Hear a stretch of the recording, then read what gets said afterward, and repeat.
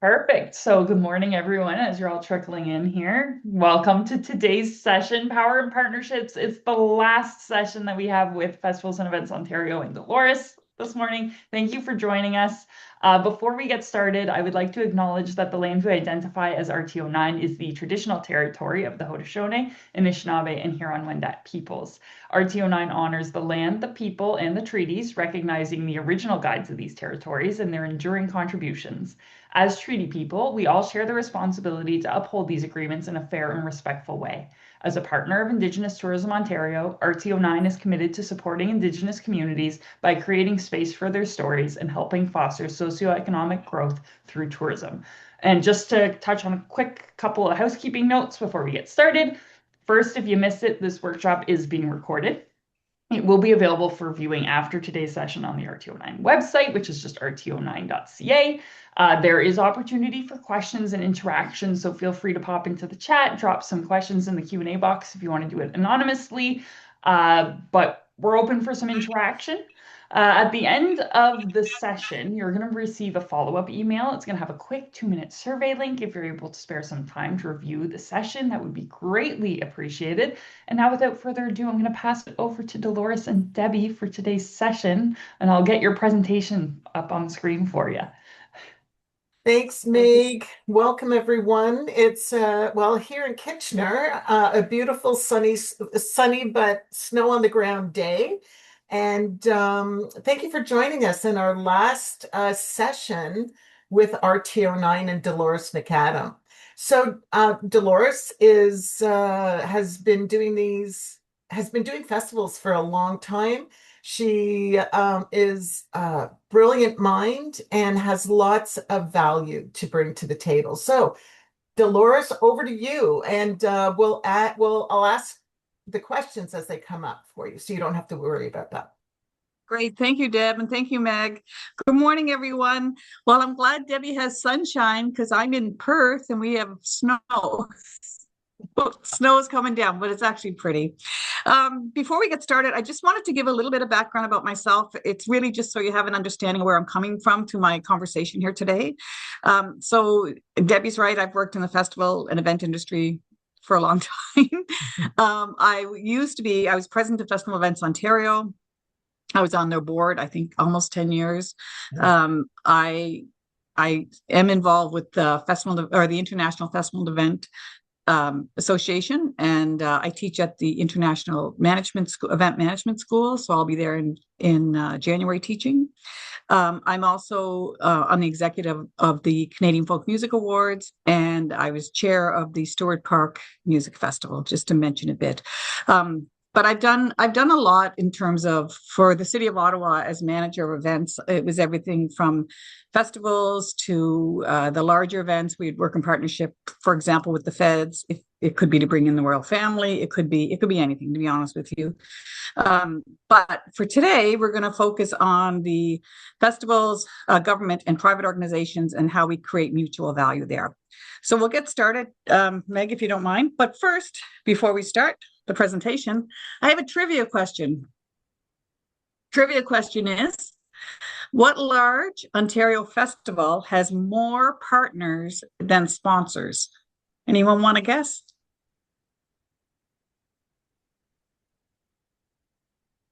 TIFF? What large Ontario?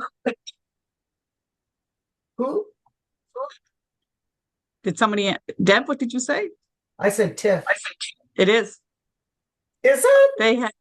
They have 94 partners, which is more than their sponsors. And their partnerships have went up last year quite significantly in partnerships, but they still have partnerships. So yeah, greedy. Oh, hi, Kathy. Oh, it was up there for a second. Sorry, Kathy. I saw a comment there and then it went off screen. Do you see it, Deb? Yeah. Okay.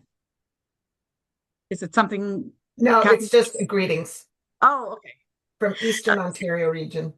Oh, okay. And it's Kathy, right? It's Kathy Ireland from Brighton, Spark Centre Business Development Manager at Spark Centre. Oh, okay. Hi, Kathy. Nice to meet you virtually. So we're going to talk about why partnerships matter. So partnerships matter, and I'm talking specifically about events and festivals, which is why we're here today. So I'll say in that lane, because you could really broaden that to why partnerships matter, right, for other organizations. But for it does strengthen festivals, communities, and culture. There's an economic impact, as we know, from when you have partners, and partners can be, I'll define it a bit later, but a partner, it can be your municipality, or it can be a company. It can be a government entity or private sector. It strengthens sustainability. It's private companies seeking visibility, but also municipalities seek visibility as well. And there's alignment you have to be aligned with their values and their priorities. It enhances the programming for the festival organizer, and it creates a shared success. The partnership does. And I'm going to talk a little bit more about this as we go through. And it also helps to build community and social connection.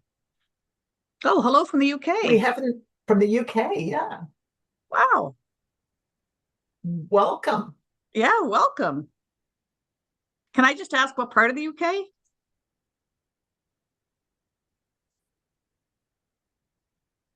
Essex. Essex. Oh, okay. I went over to the UK. Can I just tell a quick story? I know we have a hard stop at 11. I went over to the UK. I went over to London, England, and I met with at that time they were doing the Olympics, and I met with the organizer who was the lead for the Olympics, but he was also the organizer of the events at the Palace, the Queen's Palace. And he left that. I met with him. I believe his name is Tim. It's been a number of years ago, but anyway, it was a beautiful city, and the gentleman was wonderful. I spent the day with him. And the funny part about this story is he said, do you have a drive over to his office in London? And I was staying at a hotel, and it was an older hotel and had a train station below. And I'm like, no, I think I'm fine. I'll just take a cab. Well, I didn't know the cab ride was going to be, it was 150 euro dollars. As I was like, but it's my fault, right? Because I didn't check the distance. But anyway, had a wonderful time, and he told me some great stories of working at the Palace. And then he went on and worked with the municipality, partly because he told me when Princess Diana passed away, that was very hard on him because they were very close and he was close to the children. So anyway, I'll continue on. So there's different types of partnerships. There's corporate partnerships. So some of the corporate partnerships would be a lot of your banks are partnerships. TD Bank, BMO, their partnerships. Bell is also a partnership. That's your media folks. So when you look it up, it tends to be, if you look at festivals, you're going to see a lot of banks and the media people that become partners with festivals. That's not to say others don't, but they seem to be the primary ones. Municipal government, the federal government and provincial government, they're partners. There's cultural partners as well. Cultural partners, very often they want to partner with you to create awareness about their specific culture. And that's a wonderful opportunity for your festival to create awareness. There's operational partners. So by that, I mean, it could be a tech company and they're going to help you with your operation. So if you're running your event and you need a tech company, they'll partner with you. They get benefits of being a partner, but it also helps reduce costs for the festival. And then there's programming partners, which is similar to the operational partners, and they help produce content. So what partners value is audience alignment. So certainly you can, if you want to make sure they're aligned in terms of their mission and their vision. And also they want to make sure that the festival aligns with them, but it is a platform for them to get their message out about their respective company. And when I say that the partnerships are the, large banks and media, that is true, but there's small local businesses that want to be partners. So it could be a new business in town wants to partner. We had that with our festival. We had a car dealership come into Perth, and they were fantastic. They wanted to be part of our festival because they knew that we got 24,000 people in at our festival, and we put some. And it wasn't a sponsorship; it was a partnership we did with them. But it was great exposure for them. It provides opportunity for storytelling. What a great way for partners to talk about their commitment to community. So that's part of the storytelling. Community impact, that they're supporting because when I go back to talk about economic impact the festivals have, that helps offset costs within the municipality. It helps the businesses. So that's where we would talk about community impact. It could be the restaurants that are gaining. They get VIP experiences, which they like, and it's an opportunity for them to network. Sometimes some festivals, I think a good amount of festivals, they'll invite their MPP in to the festival. And as you know, you typically have a VIP area, and partners like that opportunity for exposure with the mayor, councillor, the political, politicians. They also get metrics and reporting data, which shows, which helps them also when they're applying for money, or when they're, because if they're a car dealership, I'll just use them as an example, they're reporting up to the national level. They can use the metrics from the festival. And it also helps build community trust. When a local company partners with the festival, is showing that they're invested into that community, and it helps build trust. So typically people would, again, my example with the car dealership, they would most likely buy in that municipality versus going to another municipality because the company is within their municipality and gives to the community. So very often there's a fine line between partnership and sponsorship, and people ask that a lot. Is it a partnership? Is it a sponsorship? So here I just put, typically a sponsorship is money. You may do a multi-year agreement, you get $5,000, whatever it is, every 2 years, 5 years, etc. Whereas a partnership, it's different in that they might help you provide strategic direction.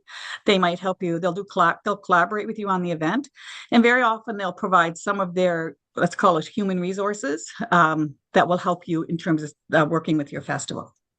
The partnerships, the thing with partnerships, they tend to last longer, based on the research I've done, than the sponsorships do.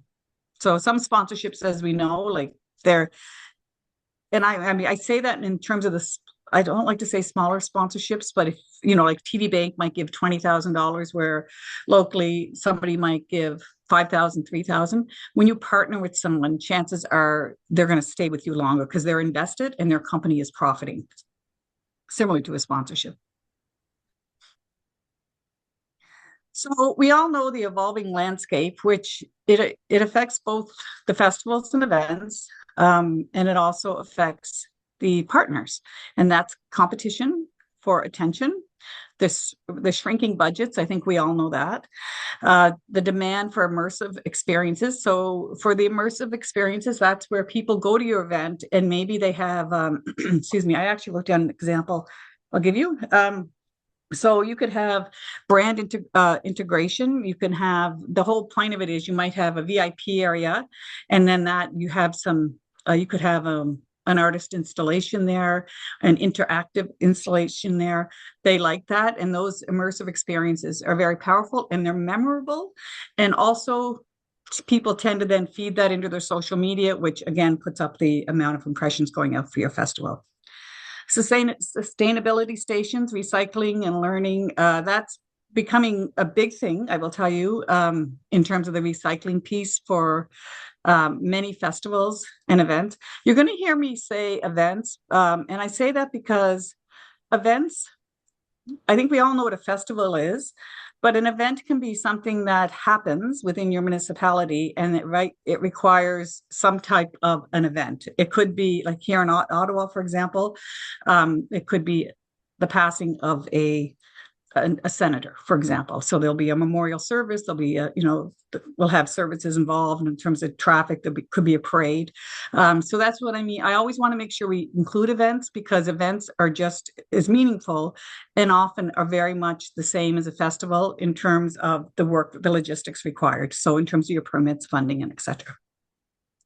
Youth-led events and activity hubs, that's a big thing, is getting people out. And that is both the partnerships want that too. They want youth engagement because youth are going to be buying from them if it's a store. But even if it's a partner, there's opportunities there for them to mentor folks as well. We've seen that. So there's youth-led events, local businesses, passport.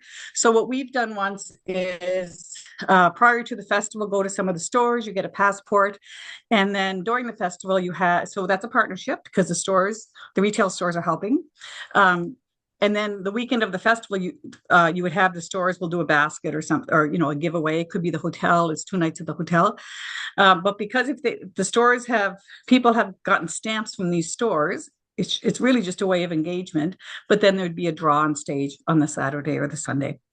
And neighborhood storytelling and recruitment showcases. That's a big thing, is the neighborhood storytelling. More than ever, storytelling is becoming the interest of people, because they want to know what's happening in the communities. They want to know who's living in the communities. And that's how, also for the recruitment piece for both. So for festivals, it could be recruiting volunteers, and for the businesses, it could be recruiting staff. So what festivals offer government and private organizations? So it's very similar to sponsorship again. So it's audience access, it's brand alignment, on-site presence, digital amplification, safe, accessible, inclusive event design. And that, I'm sure if anyone's on here from government, you can, that's typically would be a demand of the government if they're going to be partnering with you, is that you have certain requirements. There are requirements that you would have to meet. And professional operations and risk management. So at times with your partner, it could be you partner with the paramedics or the National Paramedic Association, partner with them. They can help in your community, provide you some first aiders. They can connect with you for first aiders. They have staff who are well trained in risk management in terms of the emergency services organizations. They can connect you with them as well. And then professional operations in terms of access to their staff. What government and private organizations offer festivals? And this is really important, and it's worth noting because some people don't, I say this respectfully, don't leverage the resources within the municipality, because some think, the municipality wouldn't help me. They will. And what I would say to you is you go to your municipality, go to your mayor, and show the economic impact of your festival. That's powerful stuff. And sometimes you don't have the resources. They may provide you resources. It could be as simple as they're providing you a generator for your festival, but there's resources there. So I listed a few here. They can provide financial support. So as we know, many municipalities have a funding program that they give to festivals. And I have here in-kind services. So the in-kind services is something they could be promoting your festival at their event. You could have some animation at their business as well. You have the marketing amplification, which is great. So Debbie, when I think of Festival and Events Ontario, like you would be a partner to festivals. And if my example, and you may want to elaborate on it, is when you allow a festival to take over the social media for the weekend. Do you want to talk a little bit about that? Because that's a good example. So we have something called Instagram Takeover, and festivals who apply will have access to our Instagram account and can post what's going on at their event during the weekend of their festival. And what happens there, of course, is they're reaching a market that they might not have on their own Instagram account, and gain followers. And what it works for us too, because we will get a little bit of exposure to their community and let people know who festivals and events are. But that's something we offer to our membership for free. And we have a waiting list. So it's really exciting. Very exciting. We used it for the Stewart Park Festival, and we just saw our numbers go way up. So that's a perfect example of the marketing amplification and how you work with partners. The other is, you'll see, now, I mean, I don't want to read everything from a slide, but as I mentioned, expertise. And the other is in-kind support. So an example there I will give you is TD Bank. They provided us, so we partnered with TD Bank, and they had their staff come out, and we have donation. Our festival, it says it's free, but it's really a festival by donation. We would never turn someone away for not donating, because we want to make sure, regardless of your economic status, you can attend the arts and enjoy the arts. So TD Bank, they had their staff, they paid their staff to come and man our gates. So we have the entrances into the park. We have donation boxes, and we would have a volunteer, and a TD Bank staff person. They were in the TD Bank t-shirts. Our volunteer was in our t-shirts, but it really showed a nice alignment. So if anyone's interested in that, let me know. But again, don't be shy in terms of what you're asking your partners, because very often they may not want to wear your festival t-shirt, which is fair. They want to wear their company t-shirt, but which I think is perfect because it shows the alignment within the community, right? So that's one example. And it's a connection to a community and the local businesses. So I talked a bit about that, how we did how we had people go out and we did you get a stamp if you went to each store, and then we did a draw. That's engaging the businesses. And always remember, your festivals bring people to those stores. So I'll just share this. I remember when I first moved to Perth, and I became chair of Stewart Park Festival. And part of that meant I had to be on the BIA. And I was on the BIA, which was all fine. But in the BIA, some of the BIA board members felt that the festival didn't generate any economic income to the stores and the businesses. So I didn't agree with that. And a couple of us didn't agree with that. So we started looking at it. And what it actually does. So my example to them was when I first moved here, I went downtown to the festival. I didn't know anyone. I wasn't involved in the festival. I went into a store and I saw a piece of art that I loved, but I wasn't going to carry it to the festival. Like I wasn't going to carry it around. So I had it in my mind, enjoyed the weekend. Monday, I went and purchased that piece of art. So we started tracking that, so who's coming in afterwards or who's coming to your restaurant as a result of awareness to the festival. We also did some surveys on that. So it does show that your businesses do benefit from your festival, maybe not the weekend, but shortly thereafter. So we'll go to the next slide, Deb, if that's okay. So the partnership equation. So that means, 1 + 1 = 3. And you're probably thinking, well, she doesn't know math. But what I mean by that is, so with the 1 + 1 = 3 is that there's a benefit and a value that comes out of the partnership. So festival, partnership, that's 2. The third, that's why it equals 3, because there's a value that would not have been able unless there was a partnership in place. Arts, and then the next is the arts festivals and the breweries. We've done that, and I think a lot of festivals do that with the breweries now. They co-brand the stage. And then we had the brewery also, they sold their beverages, and we took a certain % of their profit. It was a sweet deal. We helped them raise awareness. The company is called Top Shelf, so I don't know if anyone's familiar with Perth, but they were in the early, like this is a few years ago, they still do it. But we certainly saw, and they saw the growth in their business as a result of our festival. Municipal events, when I mentioned, talk to your municipality and see where you can partner with the municipality, and they may provide things such as free transit. That has been done. Some people may think, well, my municipality would never do that. I would say to you, go back, talk to your political leaders and identify the economic impact or what your festival means to the town. And this doesn't need to be a large festival. It can be a small festival. And it could mean that you're providing opportunities that your residents within that municipality wouldn't have because they can't travel for whatever reason. They may not have the means to travel, but you're putting on a festival to generate activity within that town. When aligned correctly, all the sides benefit, which is my 1 + 1 + 3 = 3. So there's different types of sponsorship. I kind of talked about this already. The primary one seems to be banks for the larger festivals, for sure. Our festival is a small festival, but TD Bank partnered with us.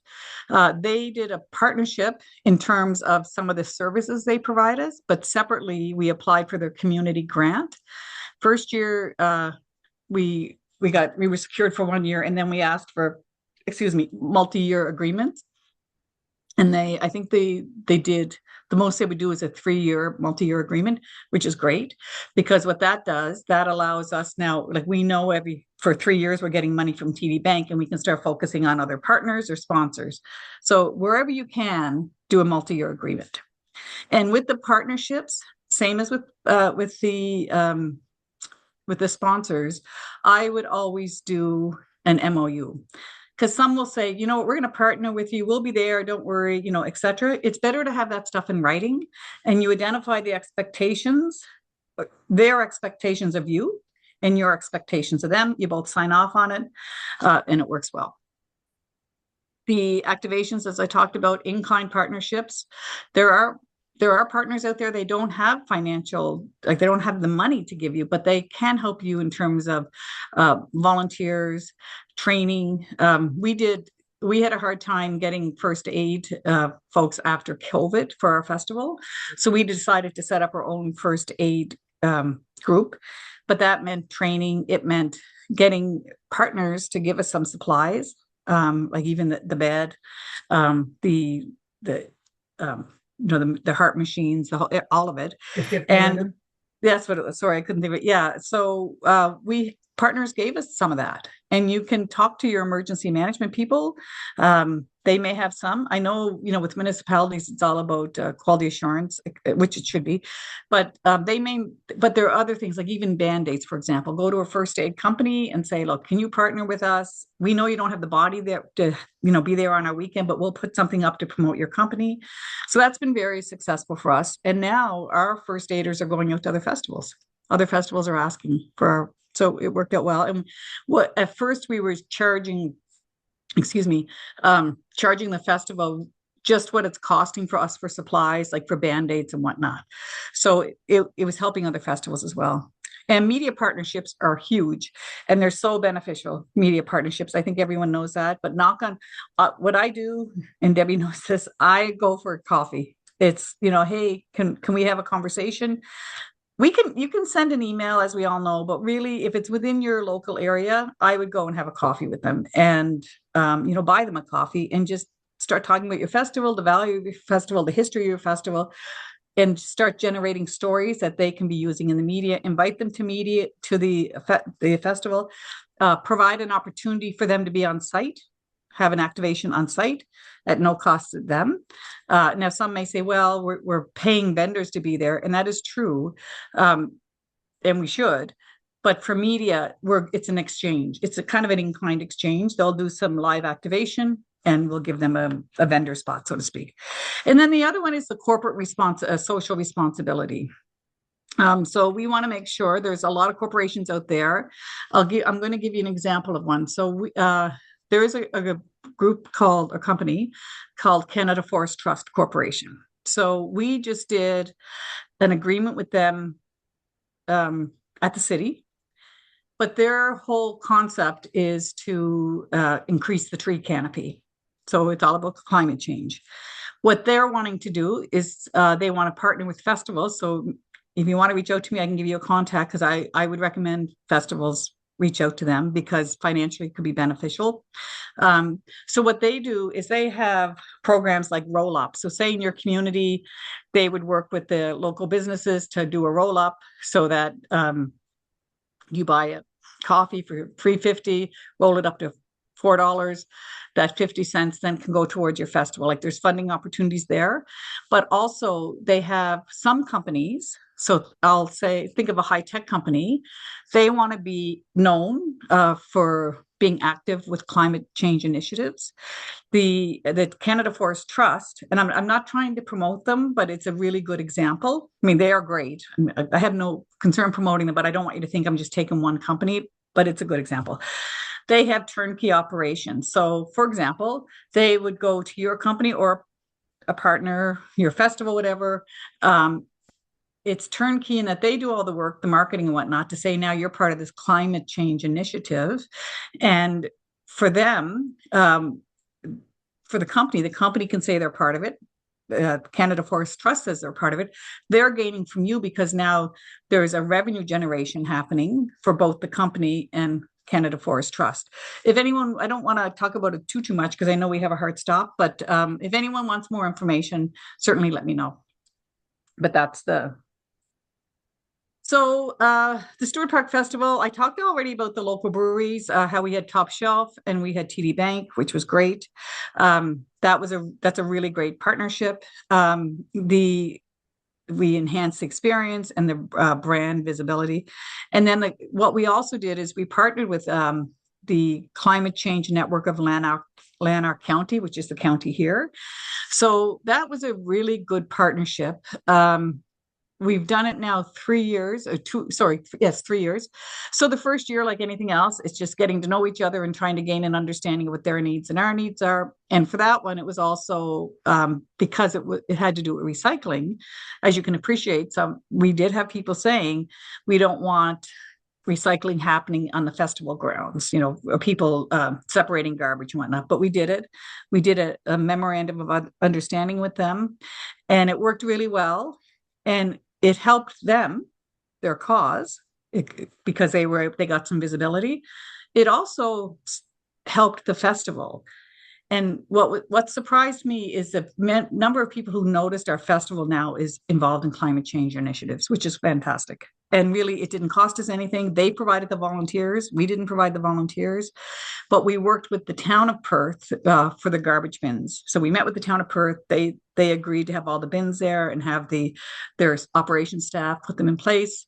If they filled up, they had them just removed and then replaced with another one. So that's a really good partnership and something you may want to think about for your municipality. So the benefits for the festival, some of this is very repetitive, and I get that, but it's just there's such similarity. So it's like marketing research.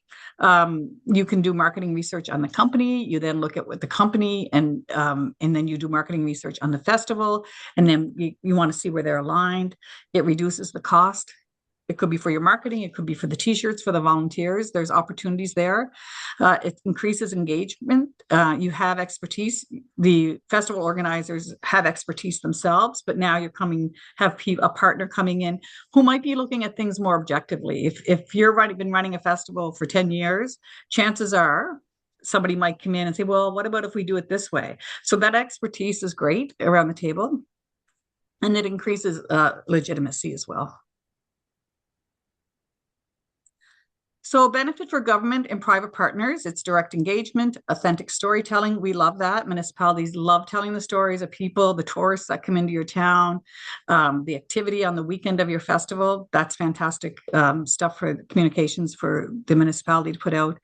It's the community connection, customer loyalty, and municipalities and events are co-creators of community impact. So some municipalities, they can provide direct support and some can't, and that's fine. Like it's just the way it is, but they will help you get the message out, if anything, through their communication channels about your festival. And you get to engage audiences in their civic relationships. And when I talk about the civic relationships, I refer a bit to the political side, because at the festival, you typically have the politicians there that people don't always have access to, and not just in the VIP tent, but walking around. So there's an opportunity there for people to build those relationships. And to build stronger relationships, it's value aligned. You want clear expectations with your partners, and that's where I go back to the MOU. I can't stress enough the importance of assuming. Don't assume something's going to be done. Make sure it's in writing. Customized benefits, and you have communication, and then reporting. Reporting is so important during your festival. Like even have templates so the partner, they can, it's not an instant report, but have reporting documents ready. Like, what are you looking for them to report on? Just like, what is the festival reporting on? And then you share that information back and forth. Activation idea, brown lounges, are great. People love that. One of the things I saw, what's in the States though, is, believe it or not, speakeasy lounge. So, which are quiet, right? They're typically very quiet, but sometimes, my understanding from the students at the school is that, more and more people want to go to the festival, but then because they want to do some business at the festival, it could be talking to the MP or whatever, the speakeasy bar is generating, people are going in there, they just talk low, there's no music, which you might think, why would you do that at a festival? But it's all about the networking, right? It provides opportunity for that. Charging stations, the photo walls, people love photo walls. And the great thing with photo walls, as we all know, is that it does get a really good social reach as well. VIP zones, which I talked about, and family areas are important. They're very important, more and more, because families now are wanting to volunteer as a family. So how do you have those areas set up for them? So when they, if you had a family of four and they're all doing different activities, where do they come together in the family area, and family area also for people who are attending your festival just to enjoy the festival? The other Can is, I say something about the family area? yeah, sure, Deb. Because we had a member once who, like, if young mums with their young kids and they need to like change diapers or give the kids a Yes. break away from, the activity just to have them calm down a bit, that was a really great place for them to go to be able to, um, you just get their kids changed and calmed down and ready for the next phase of the festival. And it's cool. They can sit, they can have a drink. It's just a really nice place for that. It's a really, and sometimes also for seniors. They Yes, want to be that's there with their true. families, but then they need a place where they don't have. And I think of like say the Perth Stewart Park Festival. Like you have a lot of lawn chairs, and we Yes. do have a pathway, but sometimes seniors get a little weary around that. So if you have the family area, it's just it's a more it's intentional for families, seniors of all ages. So it's, let's call it, decorated to meet that, Yeah. right? So Yeah. which is good.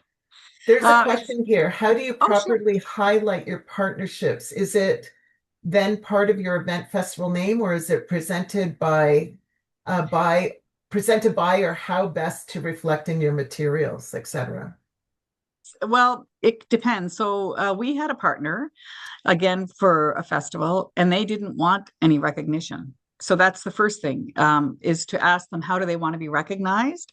We had another partner who rightfully so wanted to be recognized, and we had a banner on the stage. So it wasn't a Mhm. sponsorship banner, it was a partnership. And we have it on on the website as well. You would have a partners page and you have a sponsors page, depending on how many. You might have both on one page, but typically you would do both. The other thing is, make sure you call out your partners if the partner wants to be called out on stage. So when the MC is announcing, so all weekend the MC is on stage announcing the acts, that partner name should be mentioned at least Friday, Saturday, and Sunday. That's a minimum, if not more. And you want people in the audience to know they're a partner. You may not talk about the contribution, like if it's financial, because some just, they don't want that. But it's simply, it could be as simple as saying, this is because of the partnership we have, let's call it with Chevrolet, I don't know, something. We were able to have this family area. So you might name the family area after them, right? So there's many ways to do it. I have to stress the importance of talking to the partner to see what they want. I mean, if they're unrealistic, that's another thing. But I would leave it up to them what they want. They may not know, because they may have never done this again. So they can say, if I was doing a festival, just a thought out there, everyone, I would try the speakeasy. Like, it's new, it's trendy, and maybe they're your partner, and it's the speakeasy room of Chevrolet or whoever it is, right? Ask them if they're interested in that. Because if you're incorporating that speakeasy into your festival, that's pretty cool. Like, it's a new thing, it's starting to trend, and they're kind of leading edge, seeing the partner, right? So there's opportunities there. But again, it's very important to have here the MC call out the partner names and the festival, like the sponsors as well. But for partners, they want their name heard out there. Or it could be, go shop, hey, don't forget to stop in Maria's restaurant. She partnered with us. It's because of her we were able to have whatever, like something, right? Volunteer t-shirts or something. So always make sure you mention them, but ask for permission first. Measuring the success, you would look at your impressions, your engagement, social media mentioned, the economic impact. And that stuff is all very valuable for when you're applying for a grant. And when you apply for a grant, they ask you who your partners are. They ask you who your sponsors are. And sometimes you're applying for a grant and you don't know who your partner is yet. So that's fine. But when you do the wrap-up report, you would include this information in there. And then the following year, use that information when you're then seeking again. And brand recall is really important. So what brand recall is that at your festival, you've animated a space for a partner, or you've done something with the partner. Could be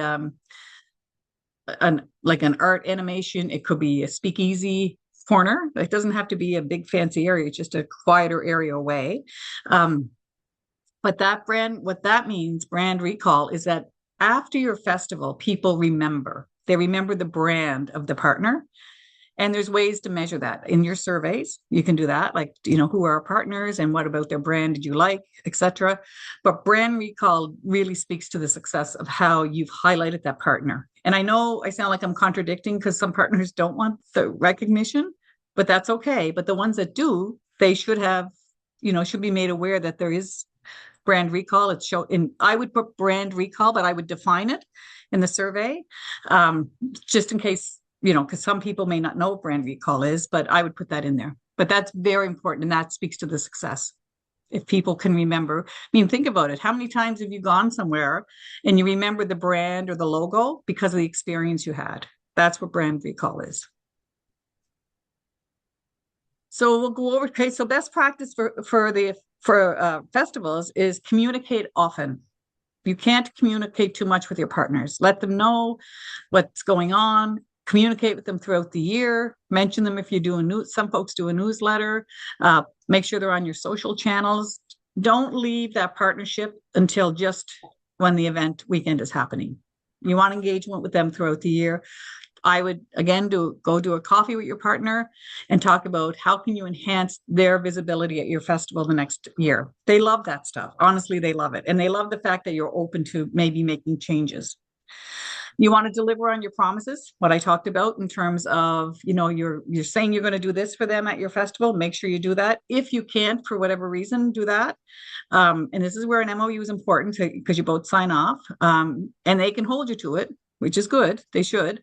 But if you can't deliver on the promise, again, don't assume it's like, what, they'll understand. We're just busy and we just didn't have time. That's not acceptable for a partner or a sponsor, right? So, and as I say, recognize the partner throughout the year. Those relationships are fantastic. Like one of the partnerships we had in another event, it was great. They reached out and said, "Oh, you know what? We're having our Christmas get together. We would love for you and your group to come on board. Like, come to us." So not everyone went, but at least have some presence of one person at least, right? So that's a good thing.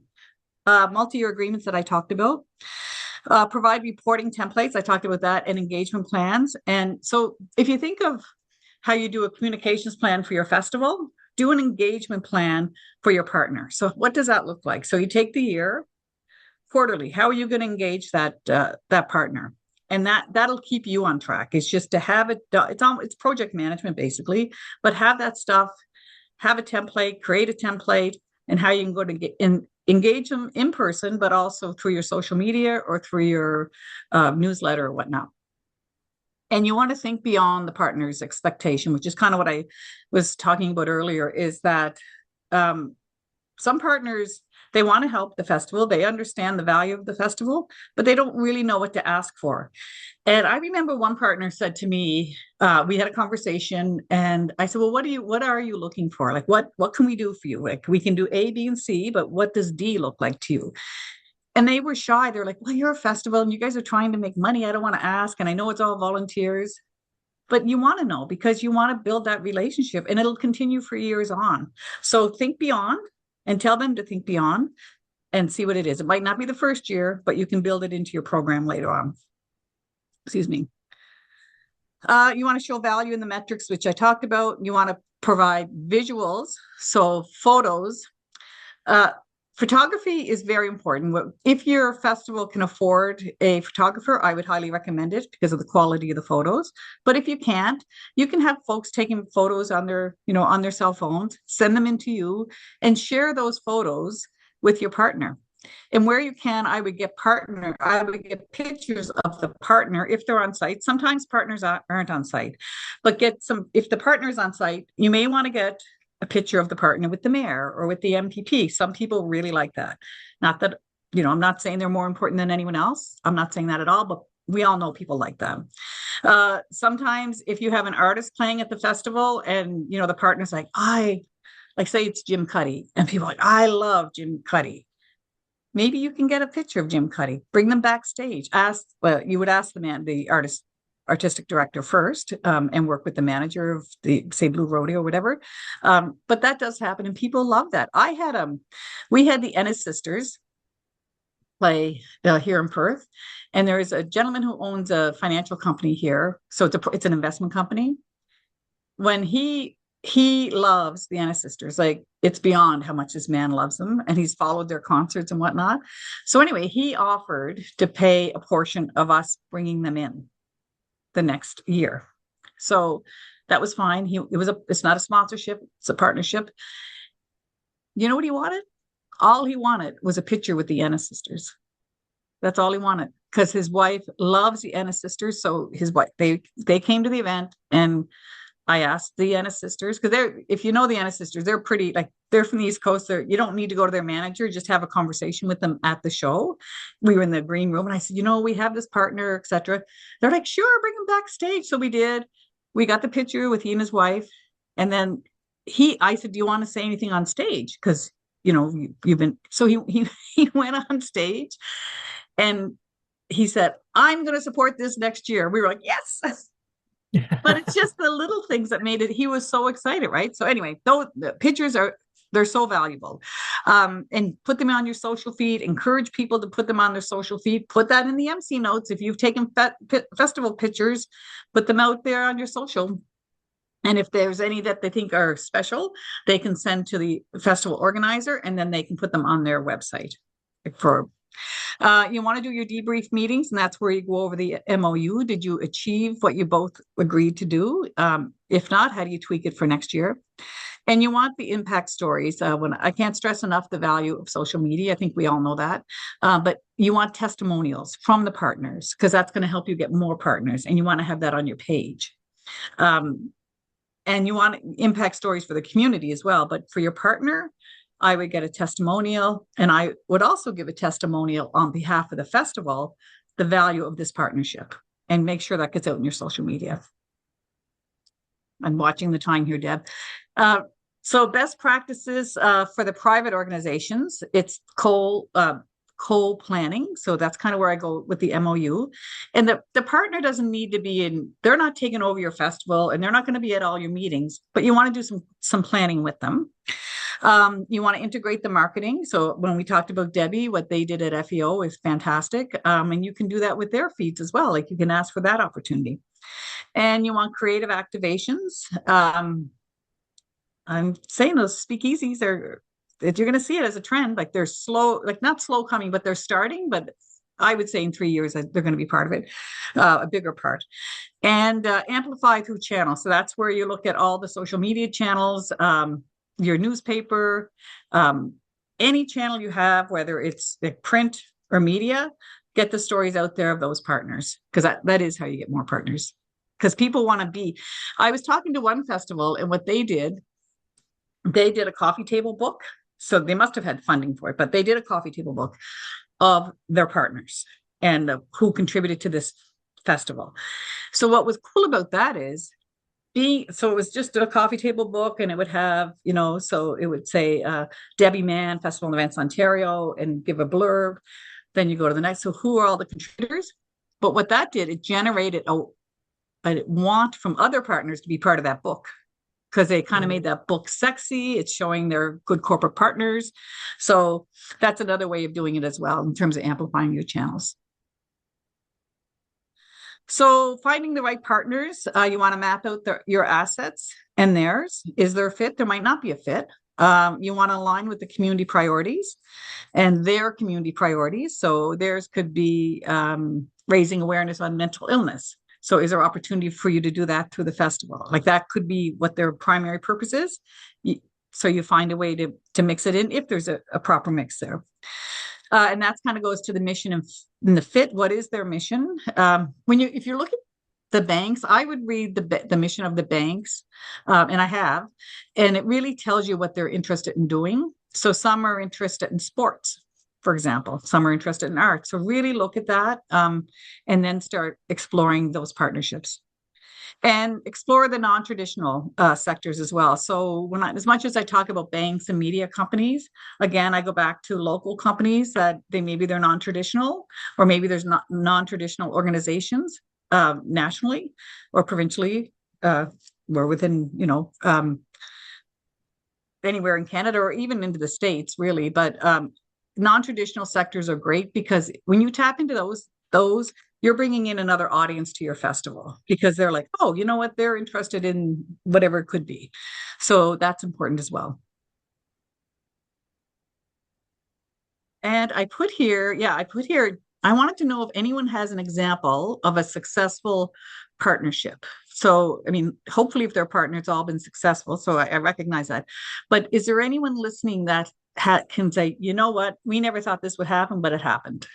Does anyone want to share something? Because this is how we learn from each other, right? I also wanted to jump in well, if someone's going to be putting something in the chat there for us to have a look at for a successful partnership. This is also a great time. You mentioned photography and how valuable that is. It's a great time to plug our partnership fund program. RTO9 has the partnership fund program. It's a 50-50 funding opportunity for businesses. And one of our categories this year is for photography. We actually have applications open at this exact moment in time. They close on the 7th of December, so there's only a few days left to get in for the third intake.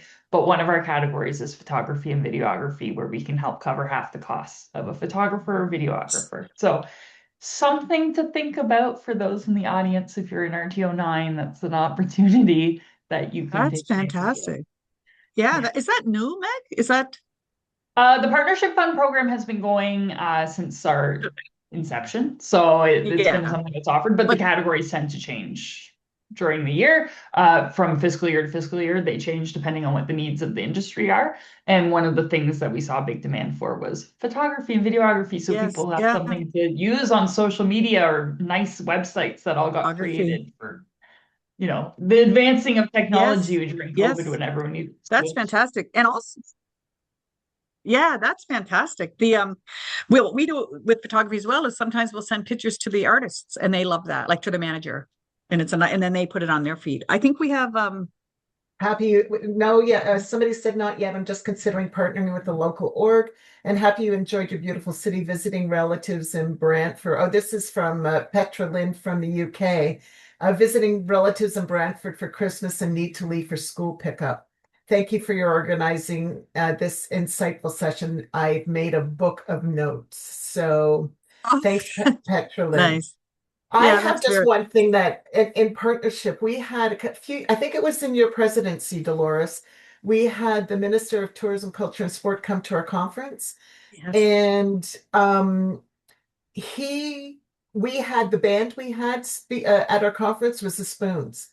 And that was his favorite band ever. And he kept showing me his phone, how his music, the music Spoons was right at the top of it. And he said, Debbie, do you think I can meet them? Now you're thinking he's the minister of tourism. Yes. He could do that on his own, but he kept begging me, can I meet them? Can I meet them? And so like that for me was a highlight, but it was a highlight. I think you remember this. Do you remember this? I do. I was sitting with him at the table and you came over Yes, you and he was so, were. yes, Yes. yeah, And yeah. we went to the green room. And so for him, that was it put us on another level for him to work with us and not to work with us. I mean, they have some priorities, but it just, I think, enhanced him coming to the conference and meeting his all-time favorite band. So That was a brand recall. yes. Right? Yes. Yeah. That's a really good example of it. But yeah, I do remember that. And for everyone listening, in terms of your political, like the MPPs and whatnot, don't be shy to invite them to your event and have them open your event. And what I always do is, like for the Ontario grants, for example, when we get a grant, we thank them, we invite them. Whether we get the grant or not, we still invite them.